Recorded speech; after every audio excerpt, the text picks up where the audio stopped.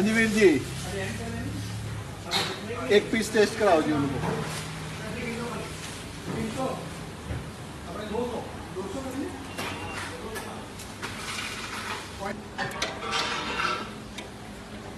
जी क्या नाम है जी आपका? मेरा नाम है जी अहमद, मेरा नाम है। और मेरे स्टॉल का जो जलेबी का काम है ये मास्टर जलेबी के नाम से फेमस है। और आप कब से यहाँ ये काम कर रहे हैं? मैं जी हैल्स पार्क में 1.5 साल से काम कर रहा हूँ। और इसके इंग्रेडिएंट्स क्या है, क्या कैसे बनाते हैं आप इसको?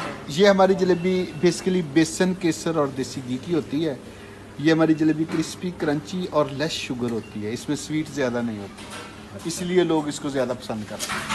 अच्छा, तो इसमें ये है कि इसमें जो हम मुकामी ओजी हैं वो भी इसको टेस्ट करते हैं या अपने लोग ही खाते हैं? नहीं नहीं, ये अपनी जलेबी, ये सारे ना उसी लोग, लेबनीज, सारे कम्युनिटी के लोग जो है ना, तो सारे इसको लाइक करते हैं क्योंकि ज़्यादा स्वीट नहीं ना हमारी जलेबी।